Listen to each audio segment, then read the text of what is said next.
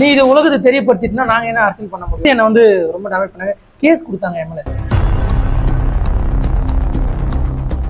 அதுல இருந்து இப்ப வெளியில வந்தாச்சு. இல்ல அதுல கேஸ் கொடுத்து நான் சொல்லிட்டேன், அதுல ஃப்ரேம் பை ஃப்ரேம் நாங்க எடிட் பண்ணிருக்கோம். ஒரு இடத்துல கூட அவங்களுடைய கேஸ் நேம் வந்துருக்கு. நான் சொல்லிட்டேன் உங்க கேஸ் நேம் வரல, ஆனா இந்த வீடியோல வந்து கண்டென்ட் சொல்லியாச்சு, அதுக்கப்புறம் டிஸ்டர்ப் பண்ணாதீங்கன்னு சொல்லிட்டு அதுக்கப்புறம் பேசி முடிச்சு முடிஞ்சிருச்சு. அதுக்கப்புறம் அதை எடுக்கல. கிட்டத்தட்ட ஒரு 2 மாசம் ரொம்ப கஷ்டப்பட்டேன். போட முடியல, உலகத்துக்கு வந்து நல்லது பண்ண முடியல, ஒரு கருத்து சொல்ல முடியல. இப்ப நான் உங்களுக்கு கருத்து பத்தி பேசுறேன்னா உங்க கூட இருக்கிறவனே வந்து நீ ஏன் பேசுற, நான் இதை வச்சு நான் அரசியல் பண்றேன், நீ எதுக்கு பேசுறேன்னு சொல்லிட்டு அவனே வரான். அவனுக்கு ஒரு பிளஸ் இருக்குல்ல. சொல்றேன், ஆக்சுவலா வந்து போன டைம் நீங்க ஒரு 1 இயருக்கு முன்னாடி என்ன மிரட்டிங்க, கொலை மிரட்டல் விட்டீங்க, நிறைய பண்ணீங்க. சீக்கிரமா வந்து நான் படமா பண்ண போறேன். உங்களால என்ன படமா பண்ணீங்க வந்து சிம்பாலிக்கா சொல்லிட்டாரு அவர். சிம்பாலிக்கா இல்ல, டைரக்டாவே சொல்றேன்.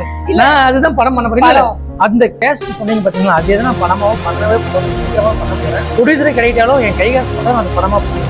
ஏன்னா நான் சொல்ல வேண்டிய கருத்துல வந்து நான் 50% தான் சொன்னேன். அதுக்கே ரொம்ப ஆடி போயிட்டீங்க, ரொம்பமா மறந்துட்டீங்க. நான் சொல்ல வேண்டியது 50% இருக்கு. அதை நான் சொன்னா என்ன ஆகுதுன்னு தெரியாது, ஆனா நான் சொல்லுவேன். பேச வேண்டிய நேரம் கண்டிப்பா வரும். வராட்டியுமே நானே உருவாக்கி ஒரு சூப்பர் டூப்பர் ஒரு ஃபிலிம் இருக்கு. All the best Anna. Thank you.